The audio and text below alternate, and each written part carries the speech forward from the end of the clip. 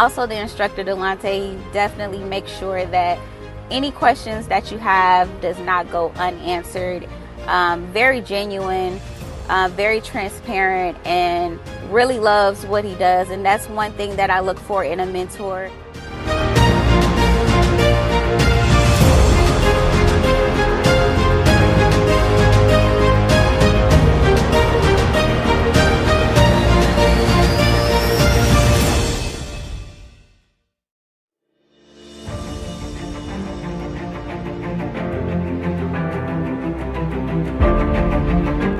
This broadcast is brought to you by Bold People Get Rich.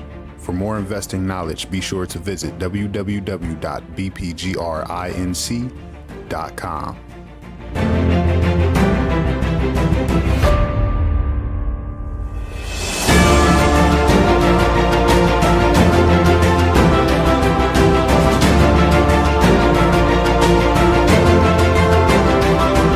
Now sharing what he's learned with others by hosting courses on investment strategies. To be able to pass that knowledge on to other people, it makes me feel like, I'm doing something that's valuable in life.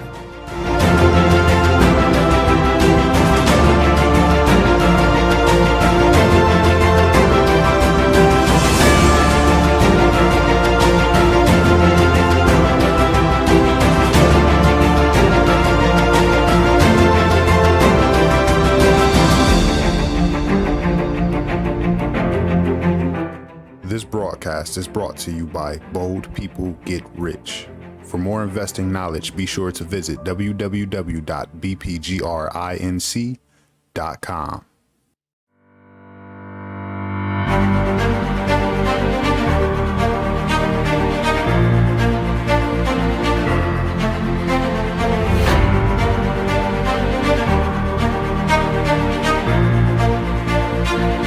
First thing I want to let y'all know is you can start a trading account with as little as $10, all right?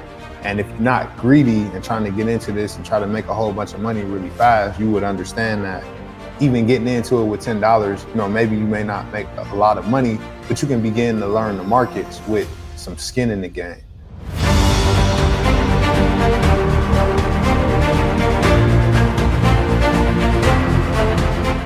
This broadcast is brought to you by Bold People Get Rich. For more investing knowledge, be sure to visit www.bpgrinc.com.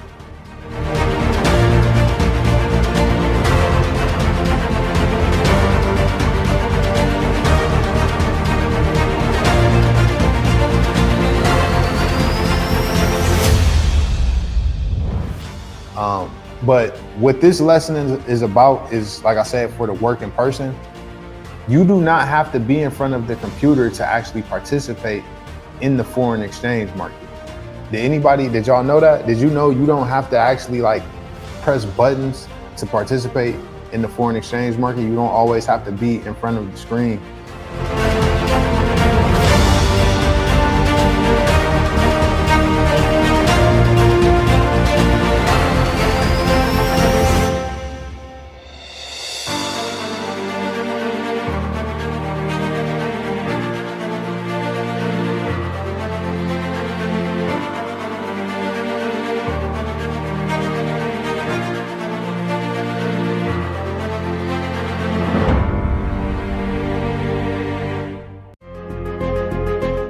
This broadcast is brought to you by Bold People Get Rich. For more investing knowledge, be sure to visit www.bpgrinc.com.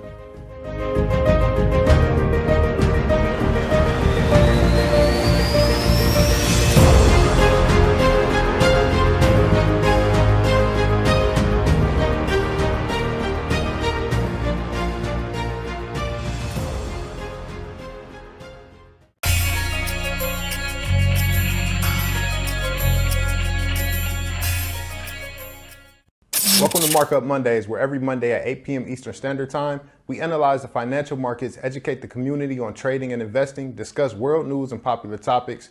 I'm your host, Delonte Brady, Chief Analyst and six-figure earner with Bold People Get Rich, and here are some things you need to know about this broadcast. During the market analysis portion of this call, we often find areas in the market to trade or make our investments. To be updated on these entries, exits, and trade management, make sure you tap the 3 dots on my Facebook page and change following to favorites. This way, you'll never miss an update.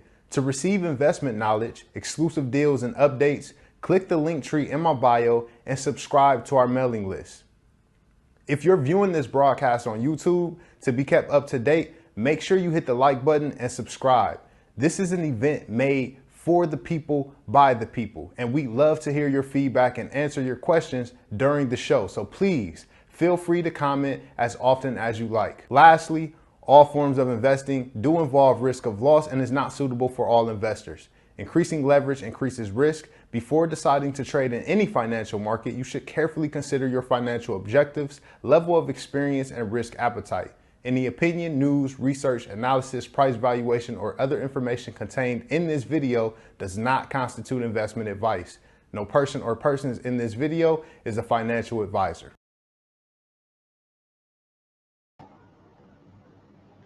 Welcome everybody to Markup Mondays. My name is Delonte Brady, Chief Analyst with BPGR Investment Strategist. If you're viewing this call or if you're viewing a recording, welcome. Go ahead and drop where you calling in from. If you hearing me right now, you seeing me clear, hearing me clear, go ahead and drop the city that you calling in from, the city and the state, and let us know. Rep your city, rep your state. Let us know where you calling in from. We're about to analyze the financial markets in an unprecedented time. As you all know, Russia did invade Ukraine last Monday, or this past last week on Tuesday or Wednesday. I don't know what day it was, but they definitely started the invasion, and it's really, shaking up the markets, and not just the markets, but it's also shaking up, people's homes and just emotions around the world. Welcome Django FX, Akron, Ohio, Denver, Ohio. Welcome JB, Bedford, Ohio. Guys, if you're on the call, drop where you calling in from. I want to see who's on the call, who's here with me. Welcome, y'all. But for this Markup Mondays, I really want to go over something that can help you all out. So, of course, I want to discuss the financial climate, of the markets, the market sentiment, and then what's the logical thing to be doing in a time like this with our money. Ebony Bates, welcome from Euclid. Tramika, welcome from Atlanta. Christine, welcome from Portland. My guy Blake from Akron, Ohio, welcome. Liv, Portland, Oregon, welcome everybody. Welcome. All right, so the first thing that we're going to do is we're going to review last week what we went over for Markup Mondays, and then we're actually going to get into the news as far as what we have for the upcoming week for the foreign exchange market, and then we're going to go over analyzing some charts, and then we want to talk about, before we get into analyzing charts, we're actually going to talk about what's going on with Russia and Ukraine, and then some different ways that we can invest our money now, in a time like this. Then we'll get into analyzing charts. So first things first, let's go ahead and look at what we had for last week. Give me a quick second to share my screen.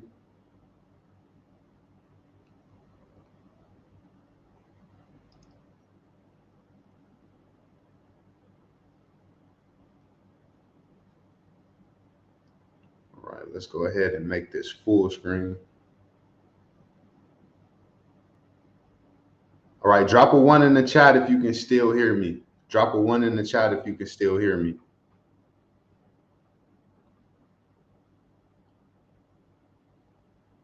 All right, JB said Africans being denied across the border from Ukraine, Poland, as of yesterday. Haven't checked today. Yeah, I'm actually going to touch on that, JB. Okay, good. Everybody can hear me. All right, so let's get into it. So last week, as you can see right here, this was Markup Mondays. As we were calling out, these trades and marking up charts, this is where price was. And because of, the bearish momentum that I seen, I chose to sell from 2 different areas. All right, so we have our first sell zone here, or we had our first sell zone here. We had our second sell zone here. And let's go ahead and see what happened.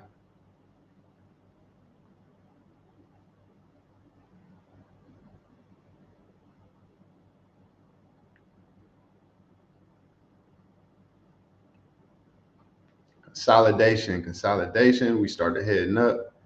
Boom. All right, so we actually went up there and we cleared 20 pips. All right, so everybody who watches my call knows I called for 20 pips for these reactions, and this traveled about 21 pips. So you should have got your pips and dipped on that one. All right, and then from the second sell zone, we actually blew through the first sell zone and we went to the second sell zone. And from that point, I mean, we provided plenty of pips and we could just let this play out. That went well beyond 20 pips and it actually led into where price is currently at.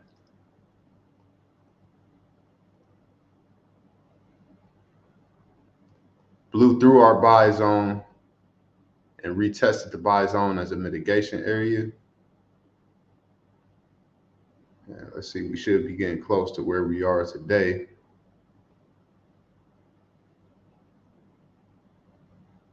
And that was the weekend drop.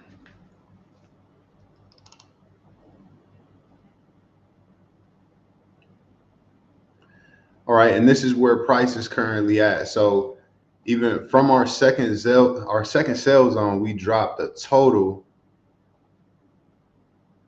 247 pips. All right, and this movement here, this movement down, this strong move down was the result of Russia invading Ukraine. All right, so the pound pairs, euro, right over there in that area, all of the value of the currency dropped, and we actually seen a raise in the dollar or a rise in the dollar. Something else I want to talk about. Some of you all may be analyzing charts from different brokerages, right? So this is forex.com. This right here, the market actually opened up on Sunday right here. All right, so the market opened up down here, but we closed on Friday up here. And so this candle that you see actually doesn't even really exist. This is a gap in the market. So on Sunday, the market opened up and it opened up all the way down here and they filled this in with a candle, but this is actually a gap. This is actually a gap in the market that's currently being filled on EU. Now, if we go to another exchange, another markup, we can see that they still haven't filled in the gap on FX CM. All right, but this is a gap in the market, a gap that's being filled, and gaps are very important when it comes to our analysis. So I say all this to say, institutions really don't want you to know where gaps are, because once you identify gaps and you understand how gaps work, you can take advantage of them. Gaps act as imbalance, and imbalance gets filled. And once imbalance gets filled, there's usually a reaction. All right, there's usually a reaction once the imbalance gets all the way filled. Or you can buy or sell at the top of the imbalance or buy at the bottom of the imbalance and take some of the profit of the imbalance or the gap, right? Which is exactly what happened. Over the weekend, EU dropped 120 pips, and they have currently filled in the gap up to 105 pips. All right, now, where are we going from here, or what are we doing? What are we going to do from here, from this point? Let's go ahead and look at a new chart. All right. And actually, before we get into the analysis, so that was last week. Now I want to talk to everybody about basically banks, inflation, what's going on with Russia and Europe, and to not be like all technical, to keep it simple. There's a deep history in Ukraine. There's a deep history between Ukraine and Russia. And everybody on this call knows, how America is. All right. Now, America put a puppet into Ukraine's system, right? As far as the president, because they were trying to pretty much get control of the land, because Ukraine has a lot of resources in the land, just like Africa, right? And we already know the story of colonizers when it comes to areas that have value in the ground. So America is trying to come in, and there's been an agreement between Russia and Ukraine pretty much broke that agreement by starting to submit to foreign policy or Western policy. All right, Russia does not like the West, and Putin said, no, that's it. I'm putting my foot down. This is the red line. And so that's really why Ukraine is being invaded right now by Russia. And I'm not siding with anybody. I'm not siding with America. I'm not siding with Russia. It's really not my fight. But even as a person, the color of my skin is not my fight. All right. As far as how it's going to affect the markets, this is what I'm concerned about. Right. And then how it's going to affect, our families, and how this is going to affect us just, in everyday life. So with inflation, first thing I want to talk about is inflation. This is knowledge that even without war, something that we should know about. So as the cost of living goes up, the value of the dollar goes down, and how much we get paid, at jobs, right? If you're working a job, it does not keep up with the cost of living. And so over time, there's been this gap, and this gap has gotten bigger, right? And the cost of living is going up, and the cost of or how much we're getting paid, our wages, is going up too, but it's not going up as fast as the cost of living. So it's created this big gap, and the dollar is not worth as much as it was, 10 years ago, when we were able to buy 25-cent bags of hot Cheetos and 25-cent bags of chips, right? Those things cost 50 cents. And now I'm pretty sure it's going to be going up to about 75 cents. But if your money is in the bank, even if you have a savings account, we're raised to believe that saving money is good, and it is, but it's not if you leave it in the bank, right? When you leave your money in the bank, your money is literally losing value every day as time goes by. And so we have to find ways to have our money working for us, or have our money collecting interest that either matches the rate of inflation or exceeds the rate of inflation. Now, there's a couple of different things that we can do, and that's exactly what we're about to go into right now. Some places where you can put your money. So one of the well-known assets, or two of the well-known assets that historically perform well during times of war and are used as hedges against inflation. Investors usually use these assets as hedges against inflation. Is gold and oil. Well, how do we get into gold and oil? All right, it's three different ways that we can get into gold and oil. The first way, like I explained to my team, this is going to be the hardest way, but it can be very profitable, and that is investing in the actual asset of gold, or the actual asset of crude oil. Now, the only way to invest in the actual asset of crude oil, we'll start with crude oil first, is to buy a futures contract.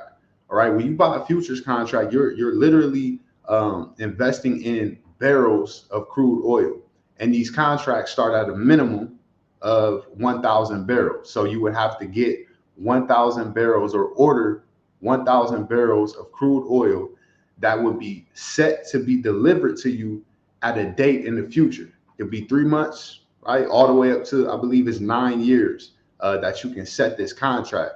Now, most investors in the contract early, because they're not getting into it to actually receive oil, right? They just want to make the profit from oil. I mean, imagine if oil is $90 today and you buy $1,000, or I'm sorry, 1,000 barrels of 55 gallon barrels of oil, and price of gas increases to $91, right? You buy it at 90, and in a month it increases to $91. On 1,000 barrels, you made $1 on each one of those barrels, which means you made $1,000 of profit.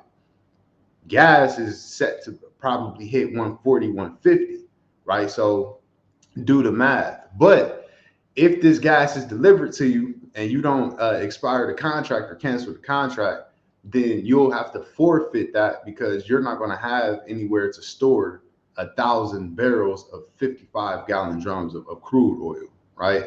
All right, so that's one way that you can get into it. If you can do that, one of the websites or one of the brokerages that offers this is TradeStation, TradeStation.com. Let me go ahead and share this website. I am in no way affiliated with TradeStation. I just have knowledge that they allow you to invest in futures. All right. So that is TradeStation.com. This is for informational purposes only. I'll leave that up for a quick second, let you guys get that.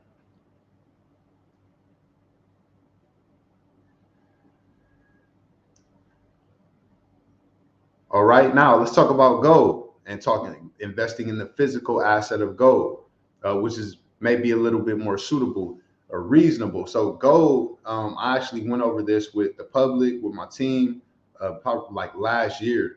But a way that you can invest in the physical asset of gold, first off, it's called bullion. All right, it's called bullion, and this is bars, coins, and precious metals put into, basically a form that you can hold or store. And so a website that you can go to actually buy physical gold and they will store it for you is BullionVaultcom. All right, I'm gonna share that real quick. BullionVault.com. I've actually invested with this company. Again, I am in no way affiliated with this company. There's no affiliate link. I'm just sharing with you guys the information that I know. So here's Bullion Vault, BullionVault.com. Now, the thing with investing in physical assets, when you buy precious metals and you allow a company to store it for you, right? They have vaults in Singapore, London, they have vaults all around the world, and they store the gold for you. And if you buy enough, you can actually have it shipped to you, right? Now, if you don't have it shipped to you and you have it stored, you're going to have to pay storage fees, and you're also going to have to pay insurance fees. So that's just a heads up. So if you don't get enough gold to pretty much beat those insurance fees, like you have to buy enough gold and be collecting enough interest and gaining enough, getting enough gains to match or exceed what those fees would be a month. All right. And that's up to you to do your research, to look into that, to see what the fees would be, to see what the insurance would be. This is your money. Make sure you read the fine print, right? But that is another way that you can invest in gold. Now, the second way that you can invest in gold and oil, which is a little more easier, is by getting into ETFs, all right, or exchange traded funds. And what exchange traded funds are is it doesn't allow you to invest in the actual asset or the physical asset. But an ETF will allow you to invest in maybe a company who produces oil, right? Or maybe a company that deals with gold or manufactures gold.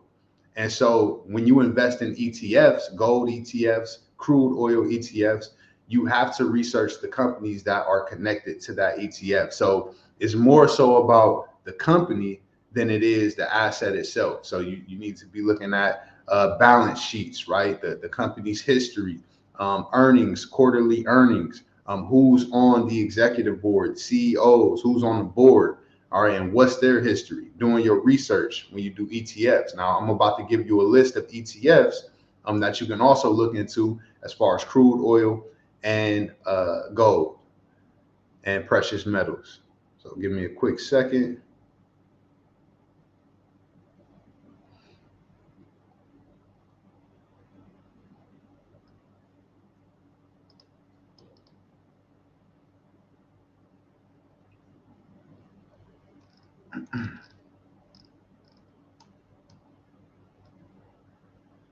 All right, so some oil ETFs and their ticker symbols.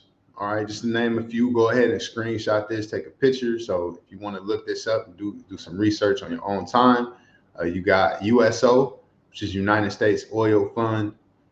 We have ProShares, Ultra Bloomberg Crude Oil, UCO, iShares, UDS Oil and Gas Exploration and Production ETF, that's IEO, Investco, DP Oil Fund or DB Oil Fund, United States Brent Oil Fund, LP. Like, there's a list of ETFs that you can look into. All right, so you guys got a picture of that. And now, lastly, let's go ahead and look at gold ETFs, a list of gold ETFs.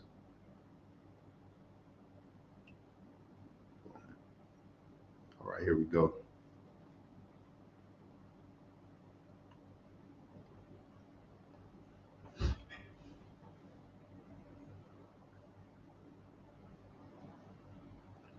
And I'm sorry, not gold, but precious metals. So in the United States, you want to focus on the United States. Canada, Hong Kong, it'll be a little more, it'll be harder to get contracts with them or to start investing in a different country. But for the United States, we have Highcroft Mining Holding Corporation, that's HYMC. Perpetua Resources Corporation, that's PPTA, their ticker symbol. We have Piedmont Lithium Incorporated, that's PLL. We have Royal Gold, and their ticker symbol is RGLD. And then lastly, we have US Gold Corporation, and that is USAU for their ticker symbol. All right, so that is the second way that you can get into investing in oil and precious metals. Now, the last way and the most simple way is spot trading, which is what we do, and it's the most simplest way to get into investing into oil, U.S. oil, and gold. All right, and that is trading, and that's as simple as finding a brokerage, starting an account, putting some money in there, learning how to trade, understanding how to trade, but spot trading it, maybe putting a position in. When you trade, there's different ways to trade. Now, you may have to pay swap fees, but let's say I seen gold going up for the year. I can create a separate account, put, whatever in there, $100, $1,000, $10,000, whatever I want to put in there. And I'll just put a couple positions in for the buy. If I see it going up, I do my risk management. I make sure I have my stop loss, and then I put it in and I just let it run for 3 months, 6 months, 9 months. And then you close out the profits if you believe you've seen it going up, right? And this is another way that you can invest in gold. Now, the only way or the only thing with investing in gold and oil like this is the swap fees that you'll pay. All right. The longer you have positions open in the foreign exchange market, you pay swap fees every day that it goes to a new session or a new trading session. And so those swap fees will add up, in the end, but it's something that you could do. All right. And the ticker symbols for gold and oil, let you guys see this, and we'll actually allow this to lead us right into analyzing the charts.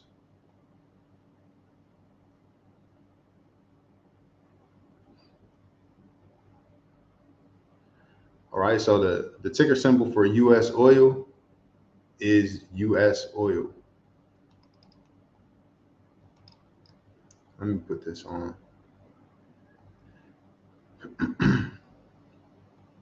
All right, US oil 15, US oil .15.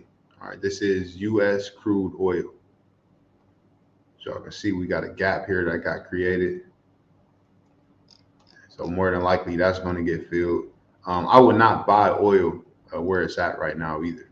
I wouldn't invest in oil. Oil would have to come down for me before I invested in US oil. It would have to come back down at least to 88, 89 a barrel. Right, and then the ticker symbol for gold is XAU USD. This is gold versus the United States dollar. All right, so XAU USD.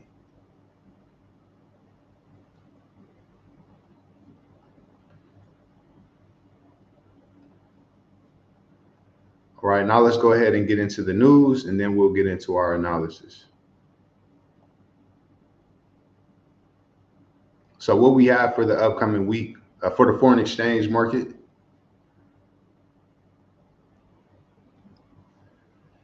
On Tuesday for EU, we have a lot of red folder news, and with this, knowing this, on top of what's going on with Russia, Ukraine, the United States, what's going on in the world, this week is another week that's going to be highly unpredictable, and this is another week where I recommend cutting risk. All right, like I always say, whatever you normally risk half or less than half, and we'll just keep it like that. And if you don't see anything clear in the market, don't trade. But for EU on Tuesday, you have all these red folders, and this is taking place in between 2 o'clock in the morning all the way up until 6 o'clock in the morning. All right, so it's going to be really volatile. We have inflation rate releases, unemployment, and then after that, we have some U.S. news during the New York session, and that's market manufacturing. But the market should be really volatile during the hours between 2 o'clock in the morning and 6 o'clock in the morning. So if you trade or you put in positions on, just be wary of that. On Wednesday, we have another day where we have a lot of red folders, unemployment, inflation rate news. Right, same thing that's going to be taking place in between 2 o'clock in the morning and 6 o'clock in the morning. And then at 8 o'clock or 8:15 during the New York, we have employment change and Federal Chairman Powell. Uncle Jerome will be speaking tomorrow at 10 o'clock in the morning. And when they speak or they do a testimony, like I always say, just because it's at 10 o'clock doesn't mean the news is actually going to affect the markets at 10 o'clock. It may not, happen until 11, 12. I would be done trading after that. I'm done trading after 11 o'clock anyway, but I would try to be out of the markets by 10 o'clock. Thursday, we actually have some JPY news. All right, so anybody who trades any JPY pairs got consumer confidence. That is going to be at 12 o'clock at midnight. And then we have EU news, red folders, GBP news, all the way up until 5 o'clock in the morning. Right, we got unemployment rates, market services, and then after that, during the New York, we have US news, and we have jobless claims, market composite, and then we're going to have Uncle Jerome speaking again at 10 o'clock. So that's another day you want to be out of the market by 10 o'clock in the morning. It's my advice. And then on Friday, we don't trade on Fridays, but if you do, again, red folder news for EU from 2 o'clock in the morning till 5 o'clock in the morning. And then we have non-farm payroll. So welcome to the first war/non-farm payroll week that ever. I've never seen this before. This isn't something that I've experienced. Honestly, I'm probably not going to do much trading this week. And if I do, it's going to be very, very low risk to protect the gains that I made last week, right? So let's go ahead and stop sharing. And that wraps it up for the news. Let me go ahead and check everybody is talking about. Right, it's NFP week.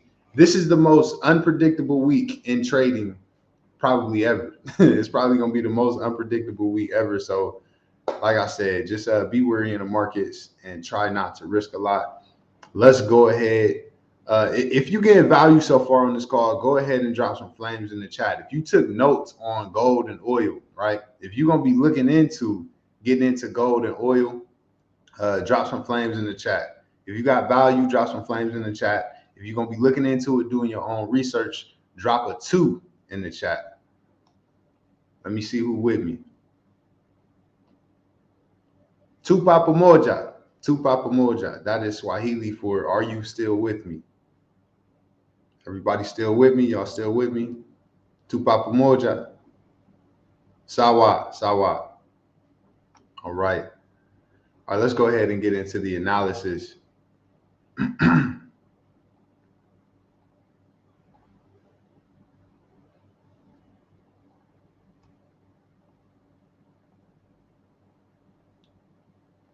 We'll start with EU. If you got anything you want me to go over, go ahead and drop it. Automatically, I'm going to be looking at GU. I'm going to look at gold, because I already know those is probably going to get dropped. So, all right, let's start with a clean chart.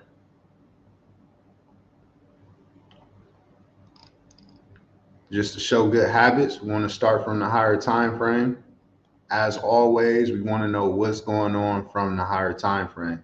All right, so in my opinion, EU is still bearish. We are still bearish. We still have some imbalance that we could feel down here. Right, some imbalance that was created back in June of 2021. We've broken some major lows. If we go to the monthly, each one of these candles represents a month of movement. And so if we look at what happened last week, we cleared liquidity on both sides of the market, which technically this is considered consolidation. All right, we had a monthly high here. We had a monthly low here. We ran up during that month and we took out the high. But within that month, we also ran down and we took out the low of last month. All right, so that would be considered consolidation. So we are really working in between these ranges now. And let's go ahead. I like to color code things so I know exactly what I'm looking at once I get back down to the lower time frames. All right, we're going to make these lines yellow. And so we know that these are our monthly highs and monthly lows. Let's go ahead and drop down to the weekly. Now the weekly, we are breaking structure. We're breaking structure on the downside, right? Every week. We started up here. This was the high of that week, the low. The next week, we broke the low of the previous week. The next week, we broke the low of the previous week. And now it looks like we're heading toward to do the same thing this week, right? To head back down and break the low of the previous week and feel that imbalance in that we were talking about to the left.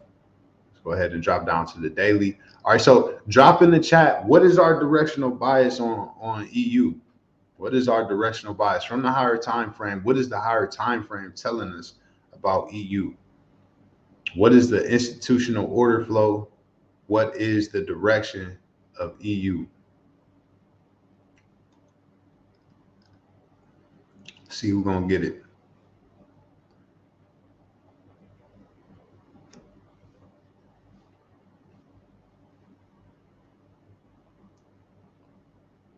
Bearish. Exactly. Yep. Bearish. Good job, Christine. Bearish. Somebody said consolidation. Depending on what time frame you're looking at, right? Depending on what time frame and where price is at, we are. This is, and James, you're not incorrect, right? You're actually correct as well. It is consolidation. So we're consolidating within bearish institutional order flow, and so that's no different than what we see on the lower time frames. We know that the market acts like the market is like a sprinter, right? And so when these moves happen, when you see when the market is trending, when you see the market drop or you see the market go up, that's a sprint. But you can only sprint for so long. And so the market is just like a human being. It sprints and then it pauses. So after it makes these extended moves, it'll pause, and a pause in the foreign exchange market is called consolidation. All right, so we're consolidating, or we're taking a break within a bigger sprint as far as the race goes, right? So we've extended, we've been creating lower highs, lower lows, and now we have created a consolidation range. But that consolidation range is so big. It's a monthly consolidation range, and we're currently falling from the top of that consolidation range and headed for that weekly low or those monthly lows. All right, with a lot of bearish institutional order flow, a lot of bearish momentum. All right, so on the daily, let's go ahead and find us a sell zone on the daily. And instantly, I'm going to be looking for further targets this week. I'm looking for further targets this week because I'm expecting volatility, more volatility than usual. All right. Last week, the average daily range for EU was around 200 pips, which is completely out of the normal. The normal range or average daily range for EU is in between like 60 and 80 pips. And it ranged 200 pips. And so we can expect that this week with the news. And so we're going to apply that to our analysis. So my targets are going to be further away. I'm not going to be looking for anything, within like that's close to price. I'm looking for further targets. I'm looking for volatility to happen in the market. And I really like this first area as a daily sell zone. All right. And once we drop down to the smaller time frames, we'll look for the details.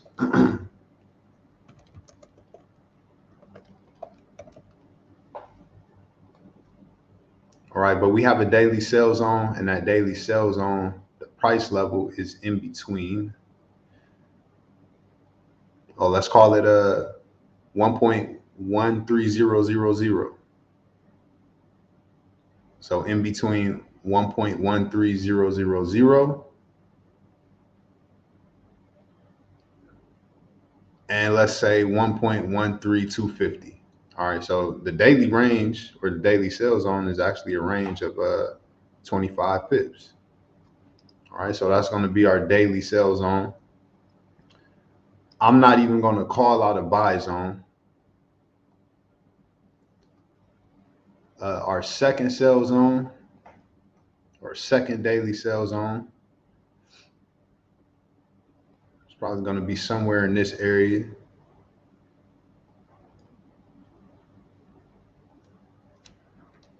All right, so second daily sell zone. And I want to make sure everybody understands why I'm going over daily sell zones. I want to make sure y'all didn't miss that. Why am I going over daily sell zones right now? Why am I targeting daily sales?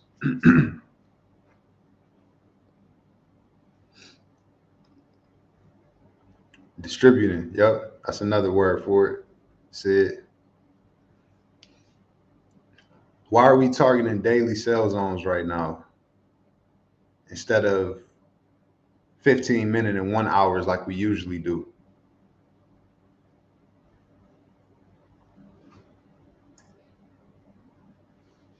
I want to see who's been paying attention. I want to make sure y'all paying attention.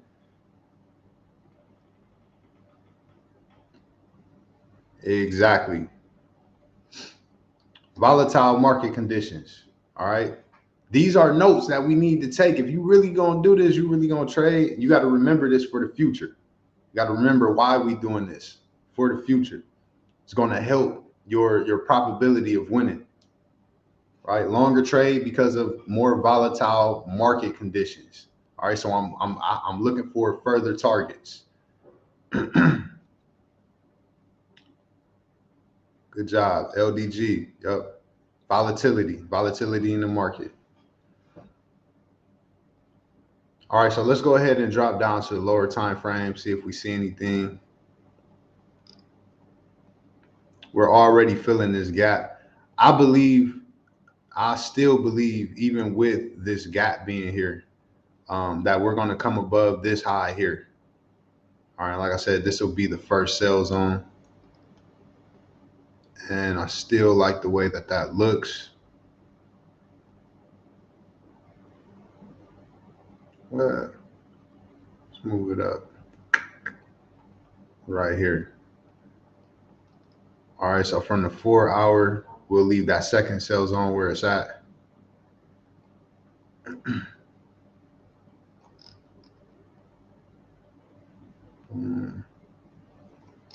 Okay.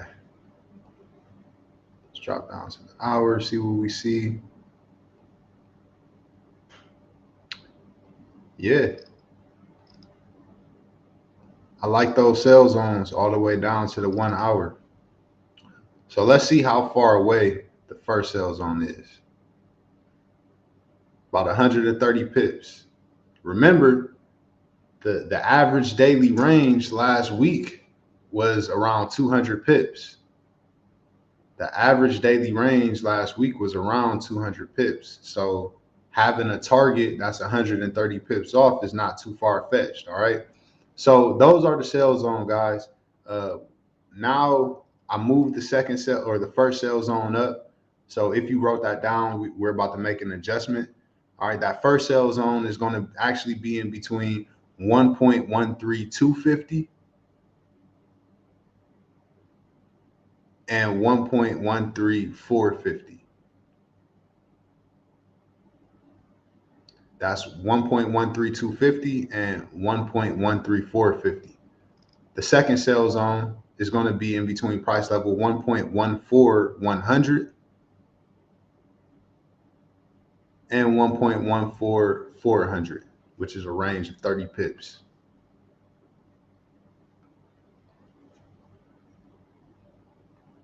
Again, that's 1.14100 and 1.14400.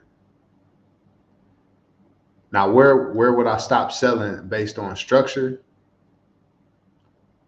If we come above this yellow line.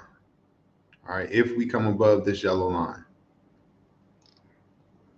Anything is possible in the market, but if we come above this yellow line, I would stop selling. I would expect some type of reaction from this area here, but we would have to reanalyze the market. All right, but that's where I will put my stop, is above that yellow line. And so from the second daily sell zone, even if you got in at the bottom, that's about a 85 pip stop loss. And from the first sell zone, that's about 170 pip stop loss. So this is more so kind of like a swing trade in a way. But you can also, those of you who have experience, you know how you can mark up your stop loss from the lower time frame. You can go in, find the details, and decide where you want to put your stop loss and run your leverage how you want to run it. But that's what I have for EU. All right. Only looking for sales this week.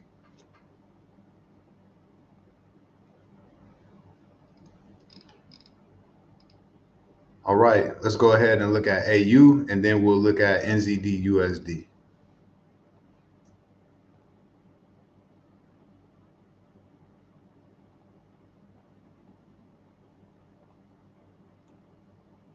Always start from the monthly.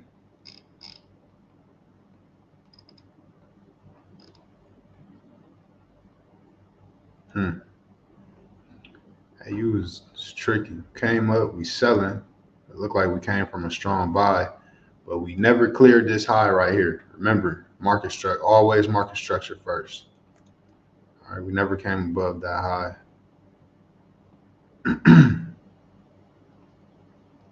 As far as what's been going on for the past couple of months, it looks like AU is consolidating on the monthly. It's been consolidating for the past 3 months. and it looks like it's starting to turn around. But the United States is gaining strength, and so I believe anything that's going up against the United States dollar, we should be looking for bearish. We should be looking for a bearish movement. All right, so the Australian dollar is leading this quote, so I'm still going to be looking for sales. I'm still going to be looking for bearish momentum, even though we've created it looks like it's starting to turn around. But let's go ahead and drop down to the lower time frames.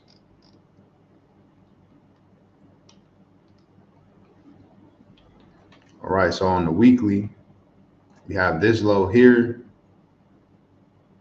and this high here.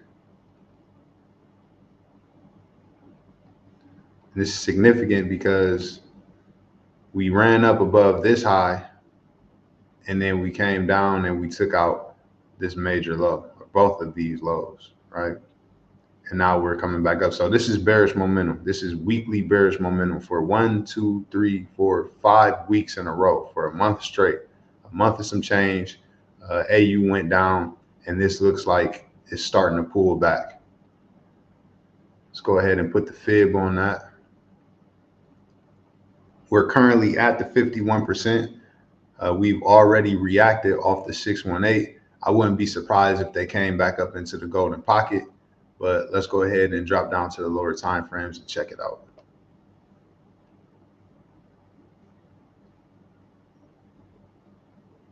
Because we've been consolidating in between this range for a couple weeks now.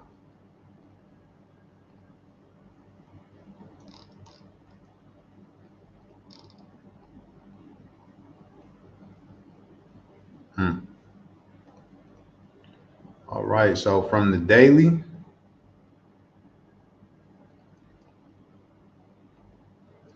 got our daily sales on.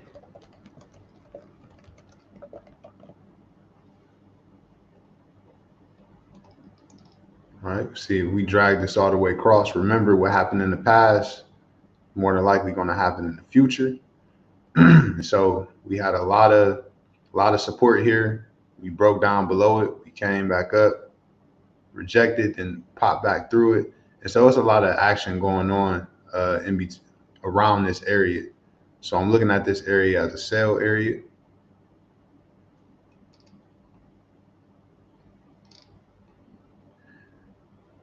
Man, this is strong. And then it looks like they're pushing up to that area. So maybe AU may buy this week. Maybe AU may buy this week. From what I'm looking at, it could possibly be buying. But it's actually in an area that I would logically, let's see. No, if I want to sell from there. So yeah, I'm waiting on the daily. I will wait on the daily sale. And if I was going to take a buy up to that sell area, the buy would be from down here.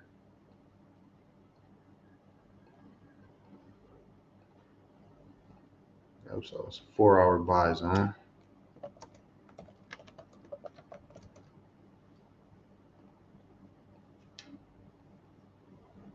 See what this looks like on the hour.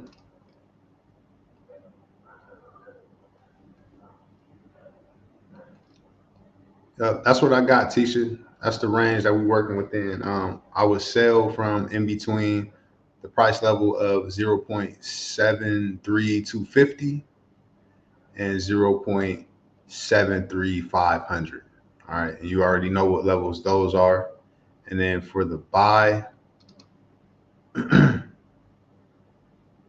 will buy between the price levels of 0.72325 and 0.72100.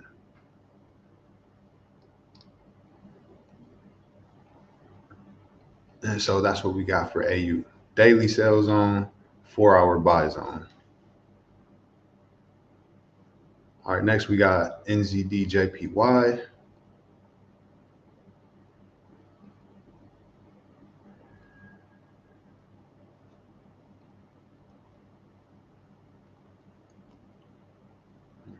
No problem. problem, Tisha. Sira, you do Japan, Syra or Sira or Syra. Which Japan pair do you want to look at? We got USDJPY. Right now, we're about to go over NZDJPY. Got GBP JPY. Which pair?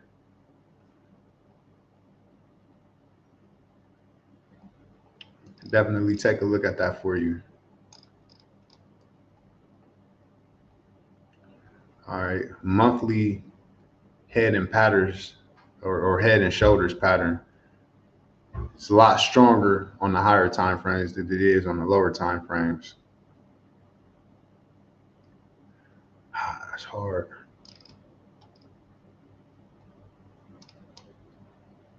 Okay, so it looks like we still got some room to go down on NZDJPY, just looking at it from the monthly. I'm looking at this level down here. All right, as a possible area of support. And then below that, we even have a little imbalance.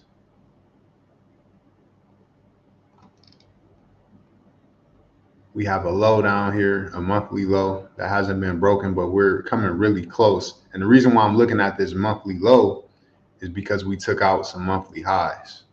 Y'all see that? See how they ran the market up and now they brought the market back down.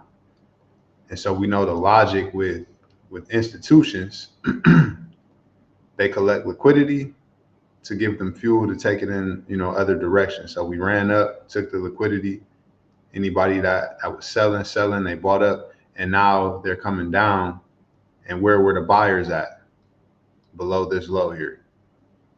And we're starting to slowly creep down, and we're starting to break monthly lows. All right, so I'm gonna be looking for sales on NZDJPY down to this area here, which is a range. Price is currently at, that's a range of around close to 500 pips. All right, so let's go ahead and drop down to the weekly.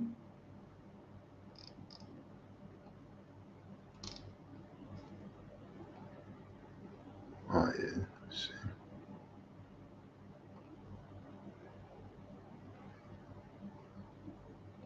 see. This is just to indicate where it's falling from. This isn't where I would sell from. Just seeing where we're falling from, looking at the history.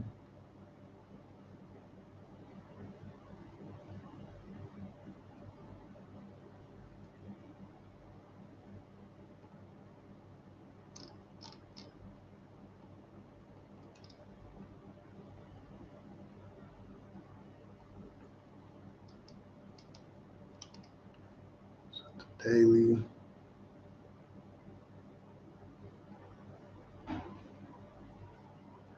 Okay, so it looks like we've come up to a sell area, and NZDJPY is probably about to start selling off from where it's at.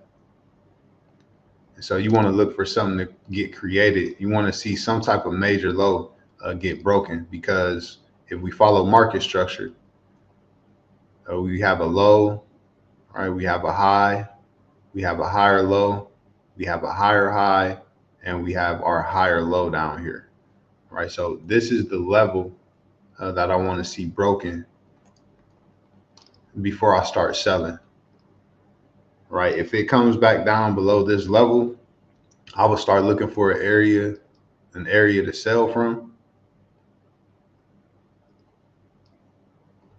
and I will have to see a market structure. So I don't have anything for NZDJPY clearly. We did sweep a high here on the hourly, and now we're coming down. And maybe you could get in a little early and wait for this low to get broken. But I definitely want to see a low get broken, and I want to see it fall from where it's currently at. All right, I need to see some strong rejection from this area here because it could possibly push up, but I'm bearish on it. So I want to see it fall from here, and I want to see structure get broken. This would be early structure getting broken. This would be more comfortable for me down here.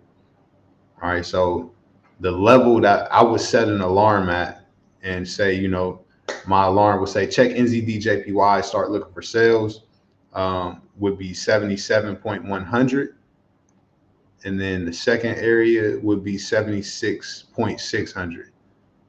If we start to break below either of these lows, then that's when I would be paying attention to market structure and looking for areas to sell from.